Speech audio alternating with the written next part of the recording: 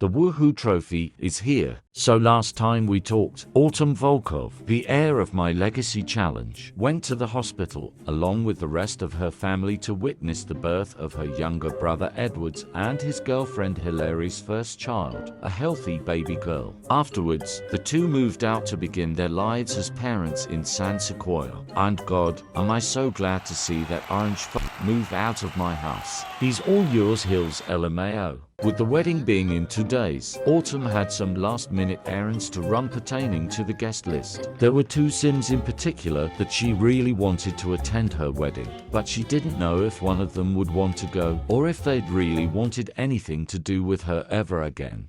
Autumn went to San Myshuno to visit her ex-girlfriend, Addison Chopra, to catch up with her and invite her to her wedding. Inviting your ex to your wedding is a bit odd, but the truth is that Addison once was Autumn's best friend. She still has lots of love in her heart for her and she would think of her all the time. She'd completely understand if Addison didn't want to go, or if she spat in her face and told her to never speak to her again. But Autumn just had to know if there was any chance of them becoming friends again. And from the redness on Addison's cheeks, it looks like Autumn's wishes may come true after all. In fact, Addison was so happy to see Autumn again. She wanted to know everything about her life, and Autumn wanted to know everything about Addison's. She had missed Addison so much, so when she asked her to attend her engagement dinner and her wedding, she hoped she wouldn't be offended. Addison wasn't offended at all. She would love to go. Addison could tell Autumn was a bit nervous about asking her, so Addison kept it real with Autumn, like old friends do. Ezra had told her everything about her addiction. She asked Autumn not to be mad at Ezra, but after seeing her and Ezra fighting at the lodge in Granite Falls, she felt like there was more to the story. Addison couldn't say she wasn't completely over the fact that Autumn cheated on her while they were together. But at the time, Autumn was an addict, grieving 3 Sims, and extremely young, just a teen when she started using medications. How Autumn acted back then was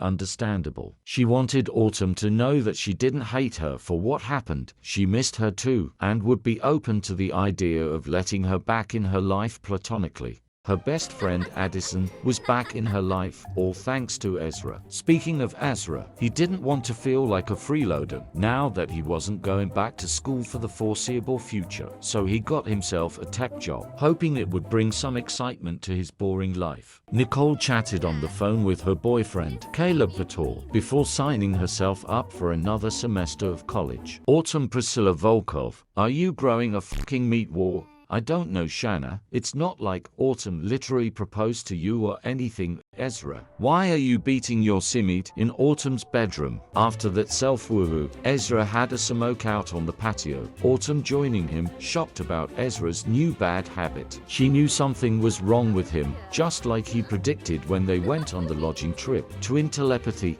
right? She first thanked Ezra for telling Addison about her addiction. She probably would have been too embarrassed to bring it up to Addison herself. Him doing that helped Addison understand what Autumn was going through mentally back then and helped Addison find forgiveness in her heart. But she wasn't going to talk about herself anymore. She wanted to know what was wrong with Ezra, even though she was sure she already knew. If this was about Mason, she told him, then Ezra should reach out to him. Mason was only trying to make money. He had no idea that she was his sister when he started selling to her. She is sober and beat her addiction. If she can let the past be the past, why can't he? But Ezra insisted that he wasn't in a bad mood because of Mason, refusing to even consider letting him back into his life. He hated him and wanted nothing to do with him. And well, does the Sim universe work in such a mysterious way? Because just moments after saying that, did Mason tap the Volkov home or something?